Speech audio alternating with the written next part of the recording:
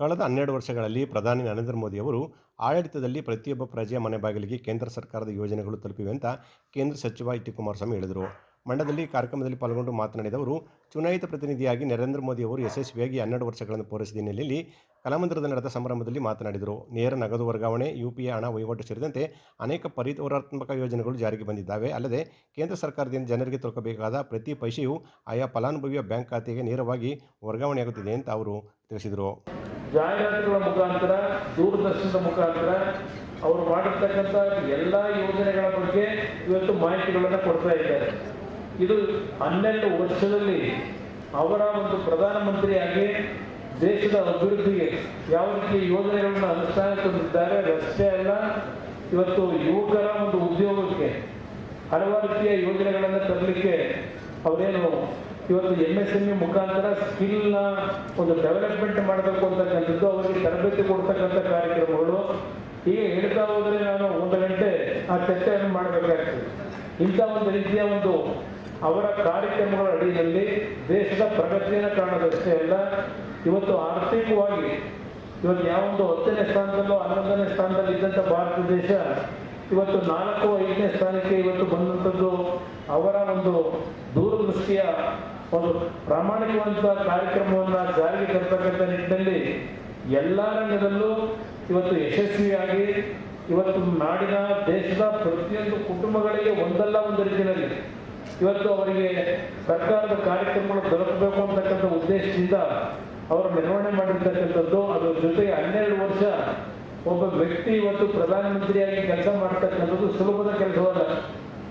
ಇವತ್ತಿನ ರಾಜಕಾರಣದಲ್ಲಿ ಒಂದು ದೇಶವನ್ನ ಆಳಬೇಕಾದರೆ ಹಲವಾರು ಸಮಸ್ಯೆಗಳನ್ನು ಎದುರಿಸಿರ್ತಕ್ಕಂಥದ್ದನ್ನು ಈಗಿನ ದಿನಗಳಲ್ಲಿ ನಾವು ನೋಡಿದ್ದೇವೆ. ಆದರೆ ಇವತ್ತು ನಿರಂತರವಾಗಿ 12 ವರ್ಷಗಳು ಆಡಳಿತವನ್ನು ಮುಗಿಸಿದ್ದಾರೆ. 3ನೇ ಅವಧಿಗೂ ದೇಶದ ಜನತೆ ಅವರ ಆಶೀರ್ವಾದ ಏನು ಮಾಡಿದ್ದಾರೆ, ಅವರು ಮಾಡಿರ್ತಕ್ಕಂಥ ಹಲವಾರು ಸಾಧನೆಗಳನ್ನಲ್ಲೇ ಅವರಿಗೆ ಇವತ್ತು ದೇಶದ ಜನತೆ ಏನು ಆಶೀರ್ವಾದ ಮಾಡ್ತಾ ಇರ್ತಕ್ಕಂಥದ್ದು. ಇವತ್ತು ದೇಶ ವಿದೇಶಗಳಲ್ಲಿ ಅವರ ಬಗ್ಗೆ ಒಂದು ವಿಶೇಷವಾದಂಥ ರೀತಿಯ ಗೌರವವನ್ನು ಇವತ್ತು ನಾವು ಕಾಣ್ತಾ ಇದ್ದರೆ, ಅದು ದೇಶದ 140 ಕೋಟಿ ಜನತೆಗೆ ಅವರ ಒಂದು ಯೋಜನೆಗಳ ಮುಖಾಂತರ ಇಡೀ ವಿಶ್ವದಲ್ಲಿ ಚರ್ಚೆಗಳೇನಾಗ್ತಾ ಇದೆ, ಅದು ನಾಡಿನ ಜನತೆಗೆ, ದೇಶದ ಜನತೆಗೆ ಸಲ್ಲಿಸಿರ್ತಕ್ಕಂಥ ಗೌರವ ಅಂತಕ್ಕಂಥ ಭಾವನೆ ಇವತ್ತು ಗೌರವಾನ್ವಿತ ಪ್ರಧಾನಮಂತ್ರಿಗಳು ಹೊಂದಿದ್ದಾರೆ. ಆ ನಿಟ್ಟಿನಲ್ಲಿ ಇವತ್ತಿನ ಕಾರ್ಯಕ್ರಮದಲ್ಲಿ ತಾವೆಲ್ಲ ಭಾಗವಹಿಸಿ ಇವತ್ತೇನು ಅವರಿಗೆ ಇನ್ನೂ ಪ್ರೋತ್ಸಾಹವನ್ನು ಕೊಡ್ತಕ್ಕಂಥ ಒಂದು ಕಾರ್ಯಕ್ರಮಕ್ಕೆ ತಾವೆಲ್ಲ ಭಾಗಿಗಳಾಗಿದ್ದೀರಿ. ಇದೇ ವೇಳೆ ವಿವಿಧ ಗಣ್ಯರನ್ನು ಸನ್ಮಾನಿಸಿ ಗೌರವಿಸಲಾಯಿತು. ಕಾರ್ಯಕ್ರಮದಲ್ಲಿ ಶಾಸಕರಾದ H T Manju, K Vivekananda, ಮಾಜಿ ಸಚಿವರಾದ C Puttaraju, D C Thammanna, K C Narayanagowda, ಮಾಜಿ ಶಾಸಕರಾದ Suresh Gowda, Ravindra Srikantaiah, doctor K Annadani, K T Srikantegowda, Nagesh ಹಾಗೂ doctor Siddaramaiah, doctor Indresh, B R Ramachandra, Balakrishna, D Ramesh, S P Swamy ಸೇರಿದಂತೆ ಅನೇಕರಿದ್ದರು. ಮತ್ತೊಂದೆಡೆ ನಗರಸಭೆಗೆ ಕೇಂದ್ರ ಸರ್ಕಾರದ 15ನೇ ಹಣಕಾಸು ಪುರಸ್ಕೃತ ಯೋಜನೆಯಡಿ ದೊರೆತಿರುವ ಚಾರ್ಜಿ ಮೌಂಟೆಡ್ ಸ್ಕೀಪಿಂಗ್ ವಾಹನಕ್ಕೆ ಕೇಂದ್ರ ಮತ್ತು ಉಕ್ಕು ಸಚಿವ ಕುಮಾರಸ್ವಾಮಿ ಚಾಲನೆ ನೀಡಿದರು. ಕೇಂದ್ರ ಸರ್ಕಾರ ಹಲವು ಮಹತ್ವಾಕಾಂಕ್ಷಿ ಯೋಜನೆಗಳ ಮೂಲಕ ದೇಶದ ಸಮಗ್ರ ಅಭಿವೃದ್ಧಿಗೆ ಮತ್ತು ಯೋಜನೆಗೆ ವಿಶೇಷವಾದಂಥ ಒತ್ತು ನೀಡಿದೆ ಅಂತ ಕುಮಾರಸ್ವಾಮಿ ಇದೇ ಸಂದರ್ಭದಲ್ಲಿ ತಿಳಿಸಿದರು. ಚಾಲನಾ ಕಾರ್ಯಕ್ರಮ ಯಶಸ್ವಿಯಾಗಿ ನೆರವೇರಿದೆ.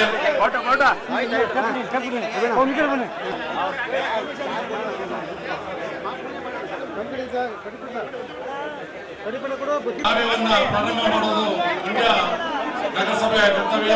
ಇದು ಮಂಡ್ಯ ಜಿಲ್ಲೆಯ ಪ್ರಥಮ ವಾಹನವಾಗಿದೆ.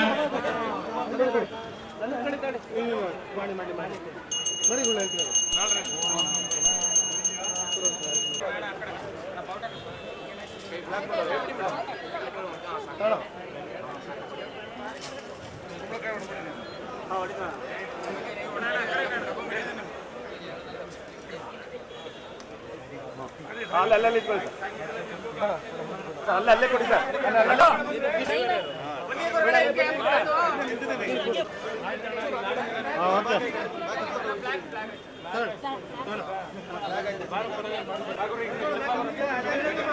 ಸ್ಟಾರ್ಟ್ ಮಾಡಪ್ಪ.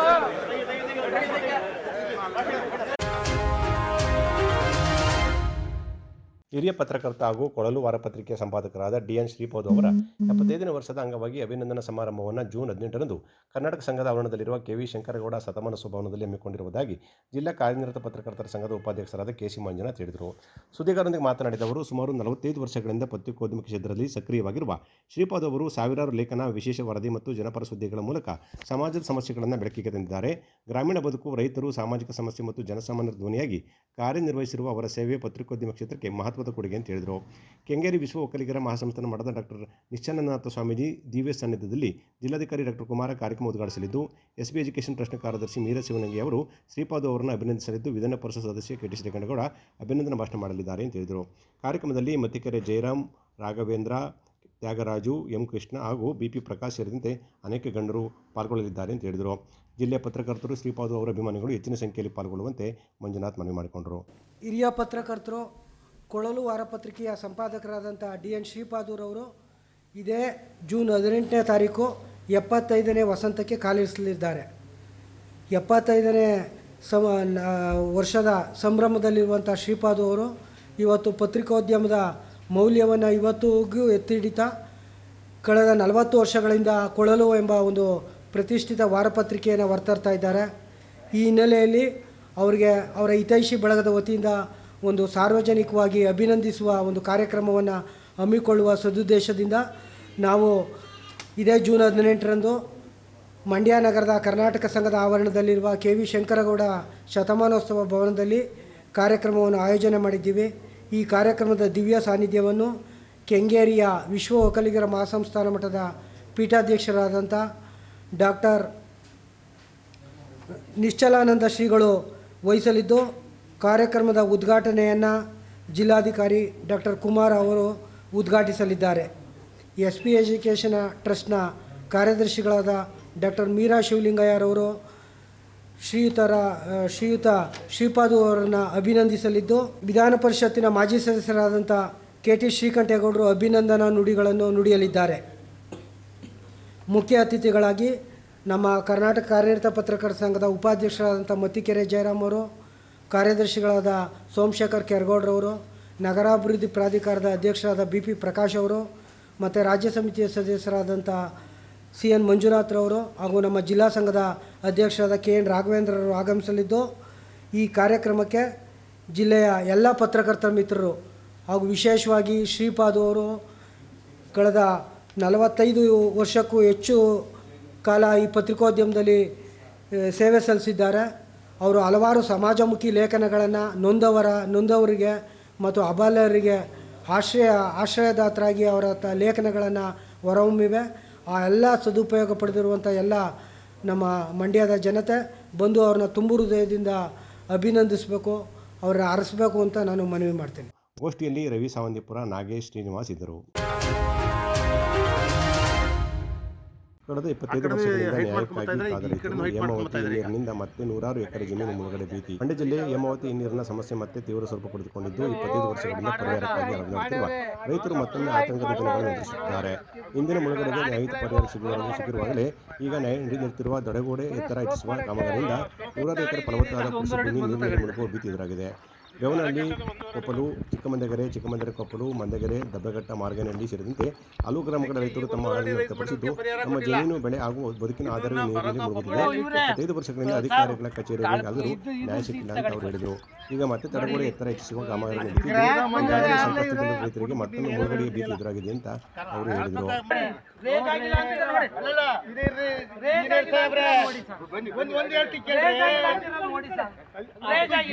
ನೀವು ರೈಸ್ ಆಗಿಲ್ಲ ಅಂತ ಹೇಳ್ತಾ ಇರೋದು. ಒಂದು ಹೇಳಕ್ ಇಷ್ಟ, ಚಿಕ್ಕಮಂದಿರ ಏನು ಫ್ಲಡ್ ಬಂದು ಮನೆ ಮುಳುಗಡೆ ಆಗೈತೆ, ಅದೆಲ್ಲ ಕ್ಲಿಯರ್ ಆಗಂಟ ಕಟ್ಟೆ ರೈಸ್ ಮಾಡಂಗಿಲ್ಲ, ದಬ್ಬೆ ಕಟ್ಟದಿಲ್ಲ, ನಿಂತಿರ್ಬೇಕು ಕೆಲಸ. ಇವತ್ತು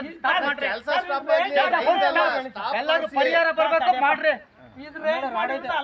ನೋಡ್ರಿ ಎಷ್ಟೈತ್ರಿ, ಒಂದೇ ಲೆವೆಲ್ ಮಾಡ್ಕೊಂಡು 5 ಇಂಚ್ ಐತೆ, 5 ಇಂಚ್ ಐತಿ ಇದು.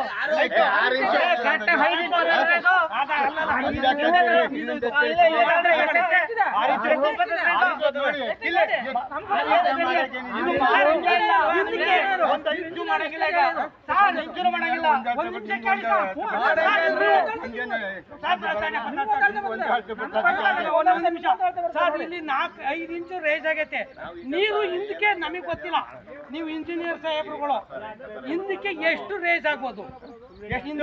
ಹಿಂದಕ್ಕೆ ಎಷ್ಟು ಕಿಲೋಮೀಟರ್ ಹೋಗುತ್ತೆ? 5 ಇಂಚು ರೇಜ್ ಆದ್ರೆ ಕಟ್ಟೆಯಿಂದ 5 ಇಂಚು ರೇಜ್ ಆದ್ರೆ ಎಷ್ಟು ನೀರು ಹಿಂದಕ್ಕೆ ಒದಿಬೋದು? 5 ಕಿಲೋಮೀಟರ್ ಬಳಸಬೇಕು. ಮೇನ್ ರೋಡ್ ಇದೆ, ಅದು ರೋಡಲ್ಲಿ 1.5 ಕಿಲೋಮೀಟರ್ ರೋಡ್ ಫುಲ್ ಸಬ್ಬರ್ಜ್ ಆಗುತ್ತೆ ಈ ನೀರಿಂದಲ್ಲ. ರೋಡೇ ಬ್ಲಾಕ್ ಆಗಿ ಹೋಗುತ್ತೆ, ಒಂದು ಚೂರು ರೋಡ್ ಇರೋದಿಲ್ಲ. ನಾವು 5ರಿಂದ 6 ಕಿಲೋಮೀಟರ್ ಬಳಸ್ಕೊಂಡು ಇನ್ನೊಂದರಲ್ಲಿ ಊರಿಗೆ ಹೋಗ್ಬೇಕು. ಸುಮಾರಲ್ಲಿ 150 ಮನೆ ನಾವು ಗ್ರಾಮಸ್ಥರಿದ್ದೀವಿ. ಒಬ್ರಿಗೂ 1 ರೂಪಾಯಿ ಇವತ್ತಿನವರೆಗೂ ಪರಿಹಾರ ಕೊಟ್ಟಿಲ್ಲ. ಈ ಕಡೆ ಇವ್ರು ಕೇಳಿದ್ರೆ ಗೌರವನವರು ಹೇಮಾವತಿಯವ್ರು ಕೊಡಬೇಕು ಅಂತಾರೆ, ಇವ್ರು ಕೇಳಿದ್ರೆ ನಾವು ಕಟ್ಟೆ ಕಟ್ಟಾಗಿದ್ದೀವಿ ನಿಮಗೆ ಕೊಡಬೇಕಾಗಿಲ್ಲ ಅಂತಾರೆ. ಈ ಥರ ಆಗೋಗಿದೆ. ನಾವು ರೈತರುಗಳು ಸುತ್ತಿ ಸಾಕಾಗಿದ್ದೀವಿ. ಸರ್ಕಾರ ಗಮನಕ್ಕೂ ತಂದಿದ್ದೀವಿ, ಮಿನಿಸ್ಟ್ರುಗಳ ಗಮನಕ್ಕೆ ತಂದಿದ್ದೀವಿ. ಯಾರು ಕೂಡ ಇದ್ರ ಬಗ್ಗೆ ಚಕಾರ ಎತ್ತಾ ಇಲ್ಲ. ಇದಕ್ಕೆ ಎಲ್ಲರೂ ಕೂಡ ಶಾಮೀಲಾಗಿದ್ದಾರೆ. ಅದರಲ್ಲೂ ಹೇಮಾವತಿಯವರಂತೂ ಇದು ತುಂಬ ಶಾಮೀಲಾಗಿದ್ದಾರೆ. ಇವರ ಶಾಮೀಲಿಂದನೇ ಇವತ್ತು ನಮ್ಮ ಬರಕೋದವ್ರಿಗೆ ಅನುಕೂಲ ಆಗಿದೆ, ರೈತರಿಗೆಲ್ಲ ತೊಂದರೆ ಆಗಿದೆ. ಮೊದಲು ಇದನ್ನು ಅಷ್ಟೇ, ಆ ಕೆನಾಲ್ ಏನಿದೆ ಕಾಣಿಸ್ತಾ ಇದೆಯೋ ಆ ಕೆನಾಲಿಂದ ಅವ್ರಿಗೆ ನೀರು ಕೊಡೋಂಗಿಲ್ಲ. ಅವ್ರು ಸಪ್ರೇಟ್ ಕೆನಾಲ್ ಮಾಡ್ಕೋಬೇಕು ದಯಮಾಡಿ. ಮತ್ತು ಈ ಕಟ್ಟೆಗೇನು ಕಟ್ಟಿದಾರೋ ಅವರು ಅದು ಪರಿಹಾರ ಕೊಟ್ಟು ಆನಂತರ ಈ ಹೇಮಾವತಿಯವರಾಗ್ಬೋದು ಸರ್ಕಾರದವರಾಗ್ಬೋದು ಕಟ್ಟೆ ಕೆಲಸನ ಮಾಡಿಸ್ತೀವಿ. ನಾವು ಅದಕ್ಕೆ ವಿರೋಧ ಇಲ್ಲ. ಅದರ ಮೊದಲು ಪರಿಹಾರ ಕೊಟ್ಟಿರೋ ಸರ್ಕಾರ ಕೊಟ್ಟಿರ್ತಕ್ಕ ಅನುಮತಿ ಏನು ಕೊಟ್ಟಿದ್ದಾರೋ ಅನುಮತಿ ಕೊಡಬೇಕಾದ್ರೆ ಷರತ್ತುಗಳನ್ನ ಕೂಡ ಹಾಕಿಕೊಟ್ಟಿದ್ದಾರೆ. ಏನು ಷರತ್ತು ಅಂದರೆ 1.5 ಅಡಿ ಕಟ್ಟೆ ಏರಿಸ್ಬೇಕಾದ್ರೆ ಆ ಕಟ್ಟೆ ಏರಿಸೋದ್ರಿಂದ ಹಿನ್ನೀರಿನಿಂದ ಎಷ್ಟು ಮುಳುಗಡೆ ಆಗ್ತಾವೆ ಗ್ರಾಮಗಳು, ಎಷ್ಟು ಜಮೀನುಗಳು ಮುಳುಗಡೆ ಆಗ್ತಾವೋ ಅಷ್ಟು ಗ್ರಾಮಗಳಿಗೆ ಅಷ್ಟು ಜಮೀನುಗಳಿಗೆ ಪರಿಹಾರ ಕೊಟ್ಟು ನಂತರ ಕಟ್ಟೆ ಕಟ್ಟಿ ಅಂತ ಸರ್ಕಾರ ಅವರಿಗೆ ಆದೇಶ ಕೊಟ್ಟಿದೆ. ಆದರೆ ಅದನ್ನು ಉಲ್ಲಂಘನೆ ಮಾಡಿ ಅವರು ಕಟ್ಟೆ ಕಟ್ಟಿದ್ದಾರೆ. ಕಾಂಕ್ರೀಟ್ ಹಾಕೊಂಬಿಟ್ರು, ರಾತ್ರಿ ಕಟ್ಟೆನ ನಿರ್ಮಾಣ ಮಾಡ್ಕೊಂಡಿದ್ದಾರೆ. ರೈತರು ಕೇಳೋಕೆ ರೈತರ ಮೇಲೆ ಗಲಾಟೆ ಮಾಡೋದು, ಕೇಸ್ ಹಾಕೋದು, ಬಲಶಾಲಿಗಳನ್ನ ಕರ್ಕೊಳ್ಳೋದು, ಅವ್ರನ್ನ ಶಾಮೀಲು ಆಗೋದು, ರೈತರ ಮೇಲೆ ಕೇಸ್ ಹಾಕೋದು, ರೈತರಿಗೆ ಹೆದರ್ಸೋದು, ಈ ಥರ ಮಾಡಿ ಅವ್ರದೇ ಒಂದು ಸಾಮ್ರಾಜ್ಯ ಕಟ್ಕೊಂಡಿದ್ದಾರೆ ಇಲ್ಲಿ. ಇದರಿಂದ ಈ ಬರೋಕೋದವ್ರು ಬಂದ ಮೇಲೆ ಇಲ್ಲಿ ನಮ್ಮ ಮನ್ಗೆರೆ ಇಡೀ ಗ್ರಾಮದ ಸುತ್ತಮುತ್ತ ಹಳ್ಳಿಗಳೆಲ್ಲ ಹಾಳಾಗೋಗಿದ್ದಾವೆ. ಅದರಿಂದ ನಮಗೇನು ಪ್ರಯೋಜನ ಇಲ್ಲ. ಆದರೆ ಎಲ್ಲವೂ ಹಾಳಾಗಿದ್ದಾವೆ. ಇಡೀ ರೈತರ ಕುಟುಂಬಗಳೇ ಎಲ್ಲ ಇವತ್ತು ಜಮೀನೆಲ್ಲ ಶೀತ ಹತ್ಕೊಂಡು ಎಲ್ಲರೂ ಬಿಟ್ಟು ಗ್ರಾಮನೇ ತೊರೆದು ಪಟ್ಟಣಕ್ಕೆ ಹೋಗ್ತಾ ಇದ್ದಾರೆ. ಇವತ್ತು ಆದಾಯಗಳು ಕಡಿಮೆ ಆಗಿದ್ದಾವೆ, ಜಮೀನುಗಳೆಲ್ಲ ತಗೊಳ್ಳೋರಿಲ್ಲ. ಈ ಸಂದರ್ಭದಲ್ಲಿ ನಾಯಕ್ ಚೆಲುವೇಗೌಡ, ಭರತ್, ಹರೀಶ್, ವಿಜು, ಆನಂದ್, ಪ್ರವೀಣ್ ಸೇರಿದಂತೆ ಅನೇಕರು ಹಾಜರಿದ್ದರು. ಗೃಹ ಕಾರ್ಮಿಕರಿಗೆ ಕಾರ್ಮಿಕರ ಸ್ಥಾನಮಾನ ನೀಡಿ ಸಾಮಾಜಿಕ ಭದ್ರತೆ, ಕನಿಷ್ಠ ವೇತನ ಮತ್ತು ಕಾನೂನು ರಕ್ಷಣೆ ಒದಗಿಸಬೇಕು ಎಂದು ಕರ್ನಾಟಕ ಗೃಹ ಕಾರ್ಮಿಕರ ಚಳವಳಿ ಮತ್ತು ಜಿಲ್ಲಾಧ್ಯಕ್ಷೆ ಲಲಿತಮ್ಮ ಹೇಳಿದರು. ಸುದ್ದಿಗಾರರಿಗೆ ಮಾತನಾಡಿದ ಅವರು, ಗೃಹ ಕಾರ್ಮಿಕರು ಮನೆಗಳ ನಿರ್ವಹಣೆ, ಮಕ್ಕಳ ಆರೈಕೆ, ವೃದ್ಧರ ಸೇವೆ ಸೇರಿದಂತೆ ಸಮಾಜದ ದೈನಂದಿನ ಬದುಕಿನಲ್ಲಿ ಮಹತ್ವದ ಪಾತ್ರ ವಹಿಸುತ್ತಿದ್ದಾರೆ. ಆದಾಗ್ಯೂ ಅವರ ಉದ್ಯೋಗ, ವೇತನ ಮತ್ತು ಸಾಮಾಜಿಕ ಭದ್ರತೆಗೆ ಸಮರ್ಪಕ ಕಾನೂನಿಲ್ಲ ಅಂತ ಹೇಳಿದರು. ಭಾರತದಲ್ಲಿ ಸುಮಾರು 5 ಕೋಟಿ ಗೃಹ ಕಾರ್ಮಿಕರಿದ್ದು ಅವರಲ್ಲಿ ಬಹುಪಾಲು ಮಹಿಳೆಯರಾಗಿದ್ದಾರೆ. ಕರ್ನಾಟಕದಲ್ಲೂ ಸುಮಾರು 10 ರಿಂದ 12 ಲಕ್ಷ ಗೃಹ ಕಾರ್ಮಿಕರು ಕಾರ್ಯನಿರ್ವಹಿಸುತ್ತಿದ್ದು ನಗರ ಜೀವನದ ಬೆನ್ನೆಲುಬಾಗಿದ್ದಾರೆ. ಆದರೂ ಅವರಿಗೆ ವಾರದ ರಜೆ, ನಿಗದಿತ ಕೆಲಸದ ಅವಧಿ, ಆರೋಗ್ಯ ಸೌಲಭ್ಯ, ವಿಮೆ ಹಾಗೂ ಪಿಂಚಣಿ ಸೇರಿದಂತೆ ಮೂಲಭೂತ ಹಕ್ಕುಗಳು ಸಮರ್ಪಕವಾಗಿ ಸಿಗುತ್ತಿಲ್ಲ ಅಂತ ಅವರು ವಿಷಾದವನ್ನು ವ್ಯಕ್ತಪಡಿಸಿದರು. ದಿನಾಚರಣೆ ಅಂತ ನಾವು ಹೇಳಿ ಆಚರಣೆ ಮಾಡ್ತಾ ಇದ್ದೀವಿ. ಜೂನ್ 16 ನಮಗೆ 2011-16ರಲ್ಲಿ ಗೃಹ ಕಾರ್ಮಿಕರನ್ನು ಗೃಹ ಕಾರ್ಮಿಕರೇ ಅಂತ ಗುರುತಿಸಿದಂಥ ದಿನ. ಅದನ್ನು ನಾವು ಆ ದಿನವನ್ನು ಗೃಹ ಕಾರ್ಮಿಕರ ದಿನಾಚರಣೆಯನ್ನಾಗಿ ಆಚರಣೆ ಮಾಡ್ತಾ ಇದ್ದೀವಿ. ಆದರೆ ಎಲ್ಲ ಇಷ್ಟು ಒಂದು 26 ದೇಶಗಳು ಗೃಹ ಕಾರ್ಮಿಕರನ್ನ ಕಾರ್ಮಿಕರು ಅಂತ ಅನುಮೋದನೆ ಮಾಡಿದೆ. ಆದರೆ ನಮ್ಮ ಭಾರತ ಸರ್ಕಾರ ಮಾತ್ರ ಗೃಹ ಕಾರ್ಮಿಕರನ್ನ ಕಾರ್ಮಿಕರು ಅಂತ ಗುರುತಿಸಿದೆ ಹೊರತು ಅವ್ರಿಗೆ ಒಂದು ಕಾನೂನು ರಚನೆ ಮಾಡಬೇಕು, ಏನಾದ್ರು ವ್ಯವಸ್ಥೆ ಮಾಡಬೇಕು ಅನ್ನೋದನ್ನು ಅವರು ಯಾವುದೇ ಕಾನೂನು ತಗೊಂಡಿಲ್ಲ. ಅಸಂಘಟಿತರ ವಲಯಕ್ಕೆ ಅವ್ರನ್ನ ಸೇರ್ಪಡೆ ಮಾಡಿದ್ದಾರೆ ಅಷ್ಟೇ ವಿನಃ ಅವ್ರಿಗೆ ಯಾವುದೇ ಆದಂಥ ಸಾಮಾಜಿಕ ಭದ್ರತೆ ಇಲ್ಲ. ಹಾಗಾಗಿ ಅವ್ರಿಗೆ ಒಂದು ಸಾಮಾಜಿಕ ಭದ್ರತೆ ಸಿಗಬೇಕು, ಅವ್ರಿಗೂ ಒಂದು ಗೌರವ ಸಿಗಬೇಕು, ವಾರಕ್ಕೆ ಒಂದು ರಜೆ ಸಿಗಬೇಕು. ಮೊದಲು ಅವ್ರಿಗೆ ILO 189 ಇದೆ, ಪಾಸಾಗಿದೆ. ಅದನ್ನು ಒಡಂಬಡಿಕೆಯಲ್ಲಿ ಅನುಮೋದನೆ ಮಾಡಬೇಕು ಅನ್ನೋದೇ ನಮ್ಮದು ಈ ವೃತ್ತಿ ಸಂಘಟನೆಯ ಗುರಿಯಾಗಿದೆ. ನಮಗೆ ಅದನ್ನು ಮಾಡಬೇಕು ಅಂತ ನಾವು ಸುಮಾರು ಹೋರಾಟಗಳನ್ನ ಮಾಡ್ತಾನೆ ಇದ್ದೀವಿ. ಗೃಹ ಕಾರ್ಮಿಕರು ಏನಂದರೆ ಮನೇಲಿ ಹೋಗಿ ಮನೆ ಕೆಲಸ ಮಾಡ್ತಾರೆ, ಒಬ್ಬರು ಪಾತ್ರೆ ತೊಳಿತಾರೆ. ವಲಸೆ ಗೃಹ ಕಾರ್ಮಿಕರು ಕೂಡ ಇರ್ತಾರೆ. ಅವ್ರಿಗೆ ಯಾವುದೇ ಒಂದು ಸಾಮಾಜಿಕ ಭದ್ರತೆ ಇಲ್ಲ. ಅವ್ರಿಗೋಸ್ಕರ ಕಾನೂನು ರಚನೆ ಮಾಡಬೇಕು ಅಂತೇಳಿ ನಾವು ಈ ಹೋರಾಟ ಎಲ್ಲನೂ ಮಾಡ್ತಾ ಇದ್ದೀವಿ, ಧರಣಿಗಳನ್ನ ಎಲ್ಲ ಮಾಡ್ತಾ ಇದ್ದೀವಿ. ಗೋಷ್ಠಿಯಲ್ಲಿ ಶೋಭಾ ಮತ್ತು ರತ್ನಮ್ಮ ಇದ್ದರು. ಮಳವಳ್ಳಿ ತಾಲೂಕಿನ ಉದಯೋನ್ಮುಖ ನಾಯಕ ನಟ ಶರತ್ ಕೃಷ್ಣ ಅವರು ನಟಿಸಿ ನಿರ್ದೇಶಿಸಿರುವ ಚಿತ್ರ ದೊಡ್ಡ ಮನ್ಸ ಸಿನಿಮಾ ಜೂನ್ 19ರಂದು ರಾಜ್ಯಾದ್ಯಂತ ಬಿಡುಗಡೆಯಾಗುತ್ತಿದ್ದು, ಚಿತ್ರದ ಪ್ರಚಾರ ಕಾರ್ಯ ಮತ್ತು ಪೋಸ್ಟರ್ ಬಿಡುಗಡೆ ಕಾರ್ಯಕ್ರಮ ಮಳವಳ್ಳಿ ಪಟ್ಟಣದಲ್ಲಿ ಜರುಗಿತು. ಸ್ವತಃ ಚಿತ್ರದ ನಾಯಕ ನಟ ಶರತ್ ಚಂದ್ರ ಮತ್ತು ನಾಯಕ ನಟಿ ಶಿಲ್ಪಾ ಅವರು ಚಿತ್ರತಂಡದ ಜೊತೆ ಹಲವಾರು ನಾಯಕರು ಪಾಲ್ಗೊಂಡು ಚಿತ್ರದ ಪೋಸ್ಟರ್ ಬಿಡುಗಡೆ ಮಾಡಿದರು. ನಟ ಶರತ್ ಕೃಷ್ಣ ಮತ್ತು ಚಿತ್ರದ ಪರ ಜಯಘೋಷ ಕೂಗಿದರು. ಕಾರ್ಯಕ್ರಮದಲ್ಲಿ ಹಾಜರಿದ್ದ ಮುಖಂಡರು ಹಾಗೂ ಅಭಿಮಾನಿಗಳನ್ನು ಉದ್ದೇಶಿಸಿ ಮಾತನಾಡಿದ ಶರತ್ ಕೃಷ್ಣ, ಇದೇ ತಿಂಗಳ 19ರಂದು ಚಿತ್ರ ಬಿಡುಗಡೆಯಾಗುತ್ತಿದ್ದು ಪ್ರೋತ್ಸಾಹ ನೀಡುವಂತೆ ಮನವಿ ಮಾಡಿಕೊಂಡರು.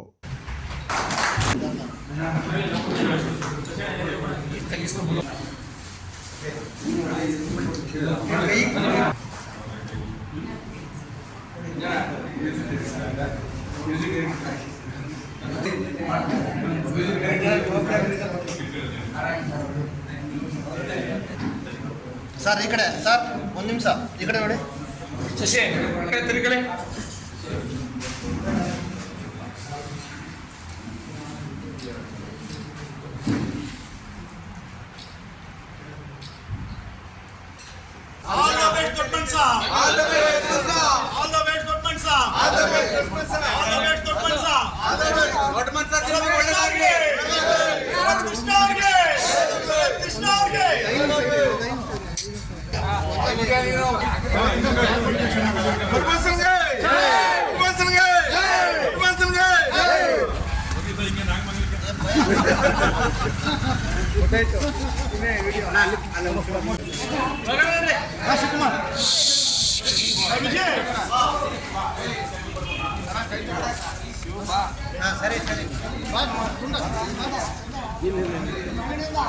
ಚಿಕ್ಕದಾಗಿ ಚೆನ್ನಾಗಿ ಬರ್ತದೆ.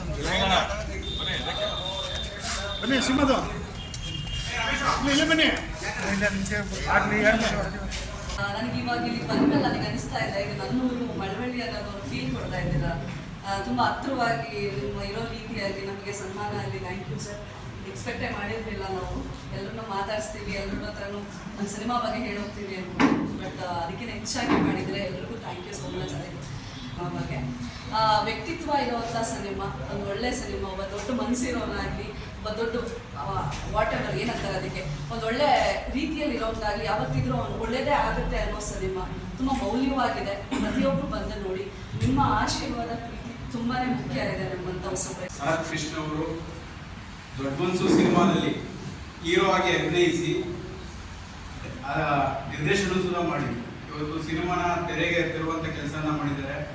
ಹಾಗಾಗಿ ಇವತ್ತು ಮಳವಳ್ಳಿ ತಾಲೂಕಿನ ಅವರ ಒಂದು ಮೂಲದ ಊರಾಗಿರೋದ್ರಿಂದ ಇಲ್ಲಿಂದಲೇ ಪ್ರಾರಂಭ ಮಾಡಬೇಕು ಅಂತ ಹೇಳಿ ಇವತ್ತು ಮಳವಳ್ಳಿಗೆ ಆಗಮಿಸಿದ್ದಾರೆ. ಕೃಷ್ಣ ದೊಡ್ಡ ಮನ್ಸು ಅಂದ್ಬಿಟ್ಟು ಫಿಲಮ್ ಮಾಡೋರೆ, ಅವ್ರು ದೊಡ್ಡವ್ರು ಆಗಬೇಕು ಅಂದ್ರೆ ನಾವೆಲ್ಲ ದೊಡ್ಡ ಮನ್ಸು ಮಾಡಲೇಬೇಕು. ನಾವೆಲ್ಲ ದೊಡ್ಡ ಮನ್ಸು ಮಾಡಿ ಸಾರ್ವಜನಿಕರಿಗೆಲ್ಲ ಒಂದು ಅವೇರ್ನೆಸ್ ಕ್ರಿಯೇಟ್ ಮಾಡಿ, ಕೃಷ್ಣ ಬೇಡ ಇನ್ಮೇಲೆ ಹೆಸರು ಅವ್ರದ್ದು ಪರ್ಮನೆಂಟ್ ಆಗಿ ದೊಡ್ಡ ಮನ್ಸು ಅಂತಲೇ ಓದಬೇಕು ಅಂದ್ರೆ ಪ್ರತಿಯೊಂದು ಜನಕ್ಕೂ ನೀವು ವಿಚಾರ ಮುಟ್ಟಿಸ್ಬೇಕು. ಸಭೆ ಕಲ್ಲು ಉದ್ದೇಶನೇ ಅದು. ಪರಿಚಯ ಇಲ್ಲ, ಅದಕ್ಕೆ ಪರಿಚಯ ಮಾಡಿಸ್ಬೇಕು. ಥಿಯೇಟರ್ ಹೋಗಿ ಫಿಲಮ್ ನೋಡ್ಬೇಕು. ದೊಡ್ಡ ಮನ್ಸ ಚೆನ್ನಾಗದಪ್ಪ, ನಮ್ಮ ಹುಡುಗ ನಮ್ಮ ತಾಲೂಕು ಸ್ವಲ್ಪ ಹೆಸರು ಮಾಡಿದ್ರೆ ಮುಂದೆ ಗಾಂಧಿನಗರ ನಾಡು ಮೂಡು ಅಂತ ಅವರು ಗೊತ್ತು. ಸಿದ್ದು ಸೇನಾ ಸಮಿತಿಯ ತಾಲೂಕು ಅಧ್ಯಕ್ಷರಾದ ಕಲ್ಲರಪುರ ಮಂಜುನಾಥ್ ಕೂಡ ಮಾತನಾಡಿ ಚಿತ್ರವನ್ನು ಬೆಂಬಲಿಸುವಂತೆ ಮನವಿ ಮಾಡಿಕೊಂಡರು.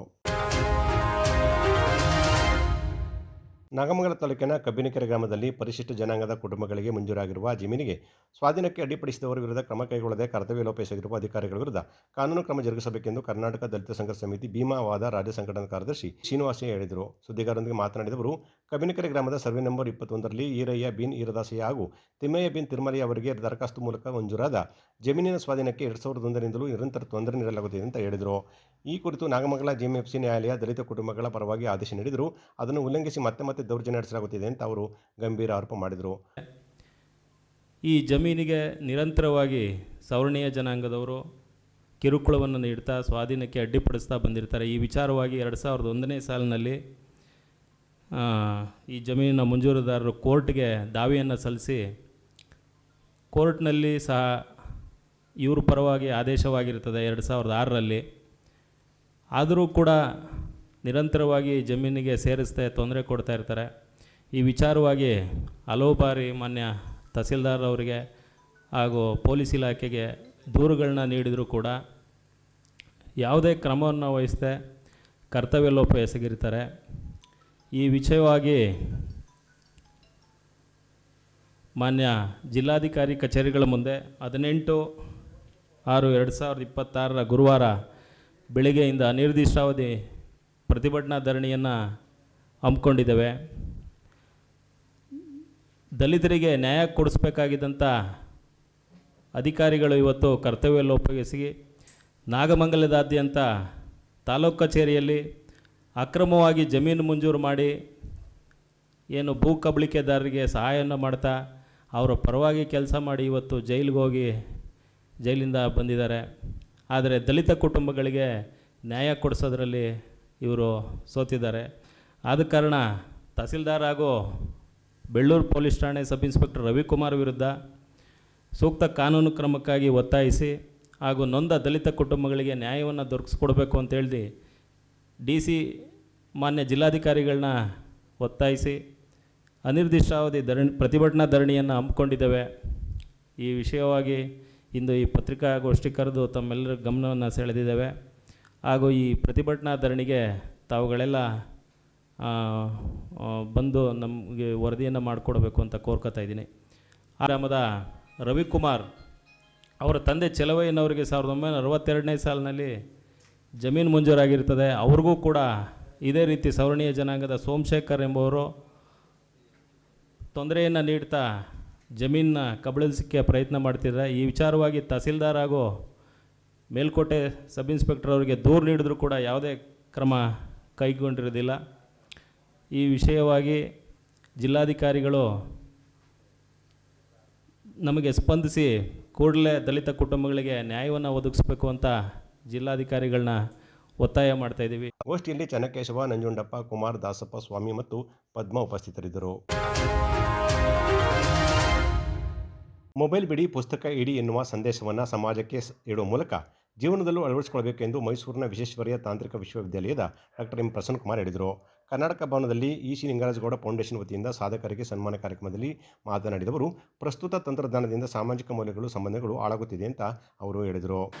ಈ ಶಿಕ್ಷಣದಲ್ಲಿ ಪ್ರತಿಯೊಬ್ಬರು ತಮ್ಮ ಮಕ್ಕಳಿಗೆ ಶಿಕ್ಷಣ ಕೊಡಿಸುವುದು ಅನುಕೂಲ ಅನಿಸುತ್ತೆ. ಈ ದಿನಗಳಲ್ಲಿ ಬಹಳ ಜನ ಮೊಬೈಲಲ್ಲಿ ತಲ್ಲೀನರಾಗಿರ್ತಾರೆ. ಈಗ ಹೊಸ ಇದರಲ್ಲಿ ಮೊಬೈಲ್ ಬಿಡಿ, ಪುಸ್ತಕ ಇಡಿ, ಮೊಬೈಲ್ ಬಿಡಿ, ಪುಸ್ತಕ ಇಡಿ. ನಮ್ಮ ರಾಜಕಾರಣಿಗಳಾಗಲಿ, ನಮ್ಮ ಸನ್ಮಾನಿತರಾಗಲಿ ಪ್ರತಿಯೊಬ್ಬರು ತಮ್ಮ ತಮ್ಮ ಮಕ್ಕಳಿಗೆ, ಸಮಾಜಕ್ಕೆ ಈ ಪಾಠವನ್ನು ಹೇಳ್ಕೊಡುವುದರಲ್ಲಿ ಸಂದೇಹವಿಲ್ಲ. ಎಲ್ಲರೂ ಇದನ್ನ ಅನುಭವಿಸ್ಬೇಕು, ಆಮೇಲೆ ಅಳವಡಿಸ್ಕೋಬೇಕು. ನಮ್ಮ ದೇಶದ ಅಭಿವೃದ್ಧಿಗೆ ಬಹಳ ಮುಖ್ಯ ಯುವಜನರು. ಈ ಯುವಜನರ ಪಾತ್ರ ಬಹಳ ಮುಖ್ಯವಾಗಿರುತ್ತೆ. ಯುವಕರು ಕೇವಲ ಉದ್ಯೋಗಕ್ಕಾಗಿ ಕಾಯದೆ ತಮ್ಮ ಸಮಾಜದ ಅಭಿವೃದ್ಧಿಗೆ ಸಕ್ರಿಯವಾಗಿ ಪಾಲ್ಗೊಂಡ್ರೆ ನಾವು ಉತ್ತಮ ಮೌಲ್ಯಗಳು, ಪ್ರಾಮಾಣಿಕತೆ ಮತ್ತು ಸೇವಾ ಮನೋಭಾವನೆಗಳನ್ನು ಬೆಳೆಸ್ಕೊಳ್ಬೋದು. ಇದೇ ತರ ನೀವು ಎಲ್ಲರೂ ನಮ್ಮ ಮುಂದಿನ ನಾಯಕರಿಗೆ ಕೈ ಜೋಡಿಸಿ ನಮ್ಮ ತನು ಮನವನ್ನು ಅರ್ಪಿಸಿ ಅವರ ಸಹಕಾರ ಕೊಟ್ಟರೆ ಅವರ ಏಳಿಗೆ ನಮ್ಮ ಅಭಿವೃದ್ಧಿಗೆ, ಅವರ ಏಳಿಗೆ ನಮ್ಮ ಅಭಿವೃದ್ಧಿಗೆ ಅನುಕೂಲಕರವಾಗಿರುತ್ತೆ. ಯಾರು ಹುಟ್ಟಿದಿನಿಂದ ಬುದ್ಧಿವಂತರು ಅಲ್ಲ, ದಡ್ಡರು ಅಲ್ಲ, ಸಾಮಾನ್ಯ ಪ್ರಜೆಯಲ್ಲ, ರಾಜಕಾರಣಿಗಳಲ್ಲ. ಅದೇ ತರ ಒಂದು ಮಳೆ ಹನಿ ಬಿಸಿ ಬಂಡೆಯ ಮೇಲೆ ಬಿದ್ದರೆ, ಬಿಸಿ ಕಲ್ಲು ಮೇಲೆ ಬಿದ್ದರೆ ತತ್ಕ್ಷಣ ಅದು ಹಾವಿಯಾಗಿ ಹೋಗುತ್ತೆ. ಅದೇ ಮಳೆ ಹನಿ ತಾವರೆ ಹೂವಿನ ಮೇಲೆ ಬಿದ್ದರೆ, ಅದೇ ಮಳೆ ಹನಿ ತಾವರೆ ಹೂವಿನ ಮೇಲೆ ಬಿದ್ದರೆ ಅದು ತಾವರೆ ಹೂವು ಒಂದು ಸ್ಪರ್ಶ ಮೂಡುತ್ತದೆ. ಅದೇ ಮಳೆ ಹನಿ ಕಡಲಾಳದ ಮುತ್ತಿನಲ್ಲಿ ಸೇರಿದ್ರೆ ಅದು ಮುತ್ತಾಗಿ ಬರುತ್ತೆ. ಅಂದ್ರೆ ಯಾವ ಮಳೆ ಹನಿ ಎಲ್ಲಿ ಬೀಳ್ಬೇಕಂತ ಅದು ಪ್ರಾರಂಭದಲ್ಲಿ ಅಂದ್ಕೊಂಡಿರಲ್ಲ. ಅದು ಎಲ್ಲಿ ಬೀಳುತ್ತೆ, ಅದು ಯಾವ ತರ ಬದಲಾವಣೆ ಆಗುತ್ತೆ ಅನ್ನೋದಕ್ಕೆ ನಾವು ಹುಟ್ಟಿದಾನಿಂದಲೂ ನಮ್ಮ ಪರಿಸರನೇ ನಮಗೆ ಬಹಳ ಮುಖ್ಯ. ಆ ಪರಿಸರದಲ್ಲಿ ಒಬ್ಬ ವ್ಯಕ್ತಿಯಾಗಿ ಇವತ್ತು ಡಾಕ್ಟರ್ ಶ್ರೀ ನಿಂಗರಾಜಗೌಡರವರು ಬಹುಶಃ ಈ ಸಮಾಜದಲ್ಲಿ, ಈ ಬಡಾವಣೆಯಲ್ಲಿ ಅಥವಾ ಈ ಫೌಂಡೇಶನ್ ಅಲ್ಲಿ ಒಂದು ಮುತ್ತು ಆಗಿ ಈ ವೇದಿಕೆಯ ಮೇಲೆ ಕೂತಿದ್ದಾರೆ ಅಂದ್ರೆ ತಪ್ಪಾಗ್ಲಾರ್ದು ಅನ್ಸುತ್ತೆ. ಸನ್ಮಾನ ಸ್ವೀಕರಿಸಿ ಮಾತನಾಡಿದ ಡಾಕ್ಟರ್ ಜಿ ಮುದ್ದೇಗೌಡ, ರಾಜಕಾರಣಿ ಕೇವಲ ರಾಜಕಾರಣಿಯಾಗಿ ಉಳಿಯದೆ ಮುತ್ಸದ್ದಿಯಾಗಬೇಕು, ಮುಂದಿನ ಜನಾಂಗಕ್ಕೆ ಏನು ಕೊಡಬೇಕು ಎಂಬುದನ್ನು ಆಲಿಸುವವನೇ ಮುತ್ಸದ್ದಿ ಅಂತ ಅವರು ಹೇಳಿದರು. 52 ವರ್ಷ ತುಂಬಿದೆ ಅಂತ ಕೇಳಿದೆ, 53ನೇ ವಯಸ್ಸಿಗೆ ಬಂದಿದ್ದಾರೆ ಅಂತ ಕೇಳಿದೆ, 100ನೇ ವಯಸ್ಸಿನ ತನಕ ಆರಾಮಾಗಿ ಹೋಗ್ಬೋದು ಅಂತಾನು ತೀರ್ಮಾನ ಮಾಡಿದೆ. ಅದು ಆಗಿ ಅಂಥವ್ರು 100 ವರ್ಷ ಇರಬೇಕು. ಭಾರತೀಯರ ಸರಾಸರಿ 55 ಭಾರತೀಯರ ವಯಸ್ಸು, ಉಳಿದದ್ದೆಲ್ಲ ಬೋನಸ್ಸು. ನಾನು ಬೋನಸ್ನಲ್ಲಿದ್ದೀನಿ. ಸಿದ್ದರಾಮಯ್ಯನವರು ಇರಬೇಕು ಅಂತ ಅನ್ಕೊಂತೀನಿ. 55 ಅವರಿದೆಯಲ್ಲ ಸರ್, 55 ಆಗುತ್ತಾ? ನಾನು 71. ಅದರಿಂದ ನಾವೆಲ್ಲ ಬೋನಸ್ ಅಲ್ಲೇ ಇದ್ದೀವಿ. ಕೆಲವರು ಅಂದ್ರೆ ಉಳಿದಾಗ ಸಾಯ್ಬೋದು, 110 ಸಾಯ್ಬೋದು, 100 ವರ್ಷ ಸಾಯ್ಬೋದು, 80 ಸಾಯ್ಬೋದು. ಒಂದು ಆವರೇಜ್ ಸರಾಸರಿ ಎಂದಾಗ ಆ ವಯೋಮಾನ. ಎಲ್ಲಿವರೆಗೆ ನಮ್ಮ ಕಣ್ಣು, ಕಿವಿ, ನಮ್ಮ ಮನಸ್ಸು, ನಮ್ಮ ಹೃದಯ, ನಮ್ಮ ಭಾವನೆಗಳೆಲ್ಲ ನಮ್ಮ ನಿಯಂತ್ರಣದಲ್ಲಿ ಇರ್ತಾವೋ ಅಲ್ಲಿವರೆಗೂ ಬದುಕೋಣ, ಅಲ್ಲಿವರೆಗೂ ಬದುಕೋಣ. ಇನ್ನೊಬ್ಬರ ಕೈಗೊಂಬೆಯಾಗಿ ನಾವು ರಿಯಾಕ್ಟ್ ಮಾಡೋದಿದೆಯಲ್ಲ, ಆ ಬದುಕು ಮಾತ್ರ ಖಂಡಿತ ಬೇಡ. ಇನ್ನೊಬ್ಬರ ಕೈಗೆ ಇವತ್ತೆಲ್ಲ ನಾವು ನೋಡ್ತಾ ಇದ್ದೀವಿ, ಬೇಡ, ಆ ವಿಚಾರದ ಬಗ್ಗೆ ನಾವು ಹೋಗೋದು ಬೇಡ. ಮಂಡ್ಯದಂತ ಊರಿನಲ್ಲಿ, ಇಡೀ ಕರ್ನಾಟಕದಲ್ಲಿ ಅತ್ಯಂತ ಹೆಚ್ಚು ಮಾನುಷತ್ವವನ್ನು ಹೊಂದಿರುವಂತ ಜನಾಂಗ ಇರುವಂತ ಮಂಡ್ಯ ಜಿಲ್ಲೆಯಂತ ಊರಿನಲ್ಲಿ 8 ವೃದ್ಧಾಶ್ರಮಗಳು ಹುಟ್ಟುಕೊಂಡಿದ್ದಾವೆ ಅಂತಂದ್ರೆ ಆಘಾತ ಆಗ್ತದೆ. ನಾವೆಲ್ಲ ಕುಟುಂಬದಲ್ಲಿ ಬೆಳೆದವರು. ಬಿಜೆಪಿ ಪ್ರಭಾರ ವಕ್ತಾರ ಈಶನಾಗರ ನಿಂಗರಾಜಗೌಡ ಮಾತನಾಡಿ, ಭಾರತೀಯ ಸಂಸ್ಕೃತಿ ಪರಂಪರೆ ಮೇಲೆ ಭಾರತವನ್ನು ನಿರ್ಮಾಣ ಮಾಡಬೇಕು ಅಂತ ಸಲಹೆ ನೀಡಿದರು. ಇವತ್ತು ನಮ್ಮ ದೇಶಕ್ಕೆ ಬಂದಂತೆ ಎಲ್ಲಾ ಮಹಾಪುರುಷರು, ಅಂಬೇಡ್ಕರ್ ಇರ್ಬೋದು, ಗಾಂಧಿ ಇರ್ಬೋದು, ಸುಭಾಷ್ ಚಂದ್ರ ಬೋಸ್, ಈ ರೀತಿಯ ಮಹಾಪುರುಷರ ಪ್ರೇರಣೆಯನ್ನ ಇಟ್ಕೊಂಡು ನಾವು ಕೆಲಸ ಮಾಡಬೇಕು ಅನ್ನೋ ಕಾರಣಕ್ಕೋಸ್ಕರ ಸ್ವಾಮಿ ವಿವೇಕಾನಂದರನ್ನ ನಾವು ಓದ್ಕೊಂಡು ಬೆಳೆದವರು. ಆ ರೀತಿ ಆಗದೆ ಹೋದ್ರು ಕೂಡ ನಾವು ಇಡೀ ಭಾರತ ವಿಶ್ವಗುರು ಆಗೋ ರೀತಿ ನಾವೆಲ್ಲರೂ ಕೆಲಸ ಮಾಡಬೇಕು ಅನ್ನೋ ಕಾರಣಕ್ಕೋಸ್ಕರ ಎಲ್ಲರೂ ಒಟ್ಟಾಗಿ ಕೆಲಸವನ್ನ ಮಾಡ್ತಾ ಇದ್ವಿ. ಮತ್ತಷ್ಟು ಕೆಲಸವನ್ನ ಮಾಡಲಿ. ಸುದೈವ ನರೇಂದ್ರ ಮೋದಿ ಅಂತವರ ಪ್ರಧಾನಮಂತ್ರಿ ಆದ ನಂತರ ಭಾರತದ ಜನತೆ ಗೌರವ ಇಡೀ ವಿಶ್ವದಲ್ಲಿ ಜಾಸ್ತಿ ಆಗಿದೆ. ಎಲ್ಲಾ ಕ್ಷೇತ್ರದಲ್ಲೂ ನಾವು ಸಾಧನೆಯನ್ನ ಮಾಡ್ತಾ ಇದ್ದೀವಿ. ಅವ್ರು ಕೊಡುವಂತ ಒಂದೊಂದು ಕಾರ್ಯಕ್ರಮಗಳು ಕೂಡ ಏನು ಮುದ್ದೇಗೌಡ ಸರ್ ಅವರು ಹೇಳಿದ್ರು, ಒಬ್ಬ ರಾಜಕಾರಣಿ ಆಗದಂತೆ ಒಬ್ರು ಮುತ್ಸದ್ದಿಯಾಗಿ, ಅದು ಅವರು ತಾಯಿ ಹೆಸರಿನಲ್ಲಿ ಒಂದು ಗಿಡವನ್ನು ನೆಡಬೇಕು, ಗಿಡ ನೆಡೋದಷ್ಟೇ ಅಲ್ಲ, ಅದನ್ನು ಬೆಳೆಸಬೇಕು. ಅದರ ಮುಖಾಂತರ ಕೇವಲ ಪರಿಸರ ಸಂರಕ್ಷಣೆ ಮನುಷ್ಯರಿಗೆ ಅಷ್ಟೇ ಅಲ್ಲ, ಇಲ್ಲಿ ವಾಸ ಮಾಡುವಂತ ಪ್ರಾಣಿ ಪಕ್ಷಿಗಳಿಗೂ ಕೂಡ ಬದುಕುವಂತ ಅಕ್ಕಿದೆಯನ್ನು ಹೊಂದಿರಬಹುದು. ಈ 12 ವರ್ಷಗಳ ಸಾಧನೆಯಲ್ಲಿ ಅವರು ಸರ್ಕಾರ ಮಾಡಿರುವಂತ, ಕೇಂದ್ರ ಸರ್ಕಾರ ಮಾಡಿರುವಂತ ಯೋಜನೆಗಳು ನಾವು ಕರೆಕ್ಟ್ ಆಗಿ ಅನುಷ್ಠಾನವನ್ನು ಮಾಡಿದ್ರೆ, ಏನು ಸತ್ಯಮೂರ್ತಿ ಅವರು ರೈತರ ಬಗ್ಗೆ ಕೆಲಸವನ್ನು ಮಾಡ್ತಾ ಇದ್ದಾರೆ ಗ್ರಾಮ ಪಂಚಾಯತಿಗಳಲ್ಲಿ, ಹಂಗೆ ರೈತರ ಸಲುವಾಗಿ 100 ಯೋಜನೆಗಳು ಹಳ್ಳಿಗಳಲ್ಲಿ ಇಂಪ್ಲಿಮೆಂಟ್ ಅಂದ್ರೆ ನಮ್ಮ ಭಾರತ ಸಮೃದ್ಧಿಯಾಗುತ್ತೆ. ಎಲ್ಲ ಕ್ಷೇತ್ರದಲ್ಲಿ ಆರ್ಥಿಕವಾಗಿ ಸಾವಯವ ಕೃಷಿ ಇರ್ಬೋದು, ವೈಜ್ಞಾನಿಕವಾಗಿ ದಾಪಗಾರ ಹೇಳ್ತಾ ಇದೆ.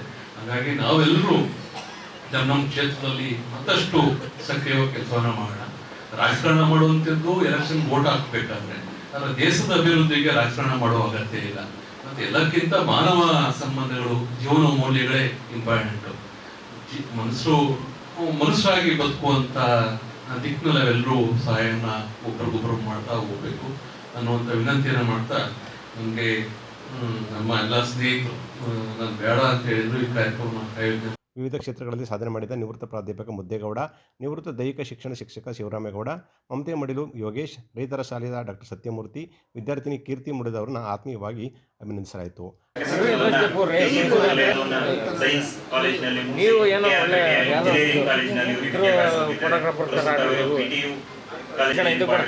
ಕಾರ್ಯಕ್ರಮದಲ್ಲಿ ಡಾಕ್ಟರ್ ಸಿದ್ದರಾಮಯ್ಯ, KT ಹನುಮಂತು, ಶ್ರೀಕಂಠೇಗೌಡ, ಲೋಹಿತ್ ಕುಮಾರ್, ಮನುಕುಮಾರ್ ಇದ್ದರು. ಮಂಡ್ಯದಲ್ಲಿ ರಾಜ್ಯ ಮಟ್ಟದ ಫಾಸ್ಟ್ 5 ನೆಟ್ಬಾಲ್ ಪಂದ್ಯಾವಳಿಗೆ ಅದ್ದೂರಿ ಚಾಲನೆ ನೀಡಲಾಗಿದೆ. ಕ್ರೀಡಾಭಿವೃದ್ಧಿಗೆ 10 ಕೋಟಿ ರೂಪಾಯಿ ಅನುದಾನವನ್ನು ಶಾಸಕ ರವಿಕುಮಾರ್ ಗೌಡ ಪ್ರಕಟ ಮಾಡಿದ್ದಾರೆ. ಕರ್ನಾಟಕ ಅಮೆಚ್ಯೂರ್ ನೆಟ್ಬಾಲ್ ಅಸೋಸಿಯೇಷನ್ ಮತ್ತು ಮಂಡ್ಯ ನೆಟ್ಬಾಲ್ ಅಸೋಸಿಯೇಷನ್ ಆಶ್ರಯದಲ್ಲಿ ರಾಜ್ಯ ಮಟ್ಟದ ಪುರುಷ ಮತ್ತು ಮಹಿಳೆಯರ ನೆಟ್ಬಾಲ್ ಪಂದ್ಯಾವಳಿಗೆ ನಗರದ ಸರ್ ವಿಶ್ವೇಶ್ವರಯ್ಯ ಕ್ರೀಡಾಂಗಣದಲ್ಲಿ ಚಾಲನೆ ನೀಡಲಾಯಿತು. ಜಿಲ್ಲೆಯಲ್ಲೇ ಮೊದಲ ಬಾರಿಗೆ ನಡೆಯುತ್ತಿರುವ ರಾಜ್ಯಮಟ್ಟದ ಫಾಸ್ಟ್ 5 ನೆಟ್ಬಾಲ್ ಕ್ರೀಡಾಕೂಟ ಇದಾಗಿದ್ದು ಪುರುಷರ ಮತ್ತು ಮಹಿಳೆಯರ ವಿಭಾಗದಲ್ಲಿ ತಲಾ 15 ತಂಡಗಳು ಕಣಕ್ಕಿಳಿದಿದ್ದಾವೆ. ರಾಜ್ಯದ ವಿವಿಧೆಡೆಯಿಂದ 200ಕ್ಕೂ ಹೆಚ್ಚು ಕ್ರೀಡಾಪಟುಗಳು ಪಂದ್ಯಾವಳಿಯಲ್ಲಿ ಭಾಗವಹಿಸಿದ್ದಾರೆ. ಕಾರ್ಯಕ್ರಮ ಉದ್ಘಾಟಿಸಿ ಮಾತನಾಡಿದ ಶಾಸಕ ರವಿಕುಮಾರ್, ಕ್ರೀಡೆಯಲ್ಲಿ ಸೋಲು ಮತ್ತು ಗೆಲುವಿಗಿಂತ ಕ್ರೀಡಾಪಟುಗಳ ಭಾಗವಹಿಸುವಿಕೆ ಅತ್ಯಂತ ಮೌಲ್ಯಯುತವಾದುದು ಅಂತ ಅಭಿಪ್ರಾಯಪಟ್ಟರು. ಭಾರತೀಯರು ನೆಟ್ಬಾಲ್ ಕ್ರೀಡೆಯನ್ನು ಹೆಚ್ಚು ಪ್ರೀತಿಸುತ್ತಿದ್ದು ಇದೀಗ ಒಲಿಂಪಿಕ್ಸ್ನಲ್ಲೂ ಈ ಆಟವಿದೆ. ಇಂತಹ ರಾಜ್ಯ ಮಟ್ಟದ ಕ್ರೀಡಾಕೂಟಕ್ಕೆ ಮಂಡ್ಯ ಆತಿಥ್ಯ ವಹಿಸಿರುವುದು ನಮ್ಮೆಲ್ಲರ ಹೆಮ್ಮೆ ವಿಚಾರ ಅಂತ ಹೇಳಿದರು. ಮಂಡ್ಯದಲ್ಲಿ ಕ್ರೀಡಾ ಮೂಲಸೌಕರ್ಯಗಳ ಅಭಿವೃದ್ಧಿಗೆ ಸರ್ಕಾರದಿಂದ 10 ಕೋಟಿ ರೂಪಾಯಿ ಅನುದಾನವನ್ನು ಬಿಡುಗಡೆ ಮಾಡಲಾಗಿದೆ ಅಂತ ಶಾಸಕರು ತಿಳಿಸಿದರು. ಅನ್ನೋದು ಬಹಳ ಉತ್ತಮ ಕ್ರೀಡೆ. ಇದು ಒಲಿಂಪಿಕ್ನಲ್ಲೂ ಕೂಡ ಇದೆ. ಭಾರತದವರು ನೆಟ್ಬಾಲ್ ಅನ್ನ ಹೆಚ್ಚು ಪ್ರೀತಿ ಮಾಡದೇ ಇದ್ರು ಕೂಡ ಅದನ್ನ ಆಡುವಂತವರು ಬಹಳ ಜನ ಕ್ರೀಡಾಭಿಮಾನಿಗಳು ಇದ್ದಾರೆ. ಇವತ್ತು ಮಂಡ್ಯದಲ್ಲಿ ಕರ್ನಾಟಕದ ರಾಜ್ಯ ಮಟ್ಟದ ನೆಟ್ಬಾಲ್ ಕ್ರೀಡೆ ನಡೀತಾ ಇದೆ. ಮಂಡ್ಯ ಅದರ ಆತಿಥ್ಯವನ್ನ ವಹಿಸಿದ್ದಾರೆ. ಅವ್ರಿಗೆ ನಾನು ಶುಭ ಕೋರ್ತೀನಿ. ಕ್ರೀಡೆಯಲ್ಲಿ ಗೆಲುವು ಸೋಲು ಯಾವುದಾದ್ರೂ ಆಗ್ಬೋದು, ಆದರೆ participation is the very important. ಭಾಗವಹಿಸುವಿಕೆ ಅದು ಅತ್ಯಮೂಲ್ಯವಾದದ್ದು. ಕೆಲವರು ಭಾಗನೇ ವಹಿಸಲ್ಲ, ಸುಮ್ಮನೆ ನೋಡ್ಕೊಂಡು ಕೂತಿರ್ತಾರೆ. ನೀವೆಲ್ಲ ಭಾಗವಹಿಸಿ ಈ ಕ್ರೀಡೆಗೆ ಬಹಳ ಹೆಚ್ಚು ಹೆಮ್ಮೆಯನ್ನು ತಂದಿದ್ದೀರಾ. ನಿಮಗೆ ಒಳ್ಳೆಯದಾಗಲಿ. ನೀವು ಕ್ರೀಡಾ ಸ್ಫೂರ್ತಿಯಲ್ಲಿ ಗೆಲುವನ್ನು ಸಾಧಿಸಿ ಅಂತ ಹೇಳ್ತೀನಿ. ಕಾರ್ಯಕ್ರಮದಲ್ಲಿ ಕ್ರೀಡಾ ಜ್ಯೋತಿ ಸ್ವೀಕರಿಸಿ ಮಾತನಾಡಿದ ಎಸ್ಪಿ ಎಜುಕೇಷನ್ ಟ್ರಸ್ಟ್ನ ಕಾರ್ಯದರ್ಶಿಗಳಾದಂತಹ ಡಾಕ್ಟರ್ ಮೀರ ಶಿವಲಿಂಗಯ್ಯ, ಆಸ್ಟ್ರೇಲಿಯಾ ಮತ್ತು ನ್ಯೂಜಿಲೆಂಡ್ನಲ್ಲಿ ಆರಂಭವಾದಂಥ ನೆಟ್ಬಾಲ್ ಕ್ರೀಡೆಯು ಪ್ರಸ್ತುತ ಪ್ರಪಂಚದಾದ್ಯಂತ ಅತ್ಯಂತ ಜನಪ್ರಿಯವಾಗುತ್ತಿದ್ದು ಕಾಮನ್ವೆಲ್ತ್ ಗೇಮ್ಸ್ನಲ್ಲೂ ಆಡಲಾಗುತ್ತಿದೆ ಅಂತ ಅವರು ಹೇಳಿದರು. ಸ್ವಲ್ಪ ನಿಧಾನ ಆಗ್ತಿದೆ, ಆದರೆ ಇನ್ನು ಮುಂದೆ ಎಲ್ಲ ದೇಶಗಳಲ್ಲೂ ಇದು ಆಡ್ತಾ ಇರೋದ್ರಿಂದ ಖಂಡಿತ ಇದು ಒಲಿಂಪಿಕ್ಸ್ನ ಒಂದು ಆಟವಾಗಿ ಬದಲಾವಣೆ ಆಗುತ್ತೆ. ಕಾಮನ್ವೆಲ್ತ್ ಗೇಮ್ಸ್ ಅಲ್ಲೂ ಕೂಡ ಇದನ್ನ ಆಡ್ತಾ ಇದ್ದಾರೆ. ಸೊ ಇಲ್ಲಿ ಹೆಚ್ಚು ಜನ ಮಹಿಳಾ ವಿದ್ಯಾರ್ಥಿಗಳು ಬಂದಿರೋದು, ಮತ್ತೆ ನ್ಯಾಷನಲ್ ಲೆವೆಲಲ್ಲಿ ಕೂಡ 3 ಜನ ಮಹಿಳೆಯರು ಇದರಲ್ಲಿ ನ್ಯಾಷನಲ್ ಲೆವೆಲ್ ಹೋಗಿರೋದು ತುಂಬಾ ಸಂತೋಷದ ವಿಷಯ. ಒಟ್ಟಾರೆ ಪ್ರಪಂಚದಲ್ಲಿ ಮಹಿಳಾ ಕೋಚ್ಗಳು ತುಂಬಾ ಕಡಿಮೆ ಇದ್ದಾರೆ. ಟೋಕಿಯೋ ಒಲಿಂಪಿಕ್ಸ್ನಲ್ಲೂ 23% ಮಾತ್ರ ಇದ್ರಂತೆ. ಇಂಡಿಯಾದಲ್ಲಿ 13% ಮಾತ್ರ ಮಹಿಳಾ ಕೋಚ್ಗಳಿದ್ದಾರೆ. ಸೊ ನಿಮ್ಮ ಒಂದು ಉತ್ಸಾಹದಿಂದ ಇನ್ನ ಹೆಚ್ಚು ವಿದ್ಯಾರ್ಥಿಗಳು ಈ ಕ್ರೀಡೆಗೆ ಬರಲಿ. ಈ ಕ್ರೀಡೆ ಒಲಿಂಪಿಕ್ ಗೇಮ್ ಆಗಿ ಇದು ಪರಿವರ್ತನೆ ಆಗಲಿ ಅಂತ ಆಶಿಸ್ತೇನೆ. ಎಲ್ರಿಗೂ ನನ್ನ ಶುಭಾಶಯ. ವೇದಿಕೆ ಕಾರ್ಯಕ್ರಮದಲ್ಲಿ ಜಿಲ್ಲಾ ನೆಟ್ಬಾಲ್ ಅಸೋಸಿಯೇಷನ್ ಅಧ್ಯಕ್ಷರಾದಂಥ ಮಂಜು ಮುತ್ತಿಗೆರೆ, ಸಮಾಜ ಸೇವಕ ಯೋಗಾನಂದ ಕೆರಗೋಡು, ಎಲ್ಲರೂ ಒಂದಾಗೂ ಟ್ರಸ್ಟ್ನ ಅಧ್ಯಕ್ಷರಾದಂಥ ವಿನಯ್, ಜಿಲ್ಲಾ ಸರ್ಕಾರಿ ನೌಕರರ ಸಂಘದ ನಾಗೇಶ್, ಅಂಬರೀಶ್ ಅಭಿಮಾನಿಗಳ ಸಂಘದ ಬೇಲೂರು ಸೋಮಶೇಖರ್ ಸೇರಿದಂತೆ ಹಲವು ಗಣ್ಯರು ಪಾಲ್ಗೊಂಡಿದ್ದರು. SSLC, PUCಯಂತಹ ಪ್ರಮುಖ ಘಟ್ಟಗಳಲ್ಲಿ ಶ್ರಮವಹಿಸಿ ಅಭ್ಯಾಸ ಮಾಡಿದರೆ ಇಡೀ ಬದುಕಿನಲ್ಲಿ ಯಶಸ್ಸು ಸಾಧಿಸಬಹುದು ಎಂದು ಹಿರಿಯ ವಕೀಲ ಎಂ ಗುರುಪ್ರಸಾದ್ ಹೇಳಿದರು. ಸೇವಾಕಿರಣ ವೃದ್ಧಾಶ್ರಮದಲ್ಲಿ ಕಸ್ತೂರಿ ಸಿರಿಗರಣ ವೇದಿಕೆಯಿಂದ ನಡೆದ ಅಂಕವೀರ ಪುರಸ್ಕಾರ ಮತ್ತು ವಿವಿಧ ಕ್ಷೇತ್ರಗಳ ಸಾಧಕರಿಗೆ ಅಭಿನಂದನೆ ಸಮಾರಂಭ ಉದ್ಘಾಟಿಸಿ ಮಾತನಾಡಿದವರು, ಇಂದು ಹಣ ಕೊಟ್ಟು ಏನಾದರೂ ಕೊಂಡುಕೊಳ್ಳುವ ಸಾಧ್ಯತೆಗಳಿದ್ದು, ಆದರೆ ಹಣ ಕೊಟ್ಟು ವಿದ್ಯೆಯನ್ನು ಕೊಂಡುಕೊಳ್ಳಲು ಸಾಧ್ಯವಿಲ್ಲ ಅಂತ ಅವರು ಹೇಳಿದರು. ವಿದ್ಯಾರ್ಥಿ ಇದು ಬರೀ SSLC ಪಾಸ್ ಮಾಡಿದೆ, PUC ಪಾಸ್ ಮಾಡಿದೆ, ಒಳ್ಳೆ ಮಾರ್ಕ್ಸ್ ಬಂದಿದ್ದು ಮುಗಿದೋಗಿರೋ ಲೈಫು.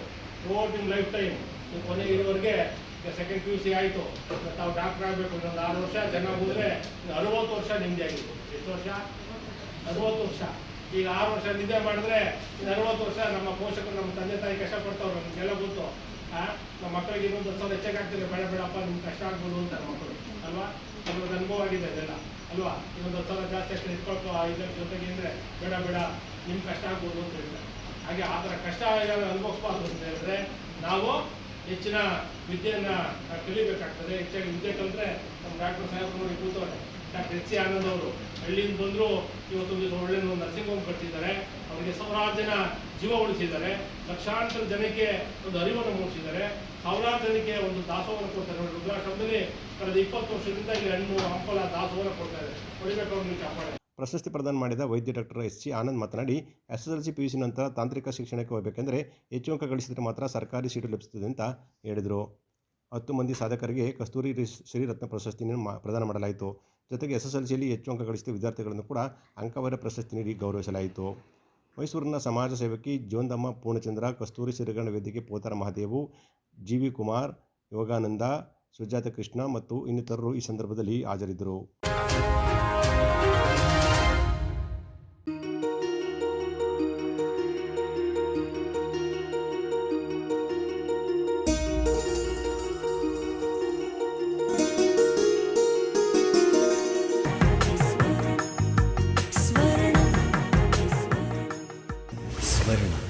ಇದು ಬಾಂಧವ್ಯಗಳ ಬೆಸುಗೆ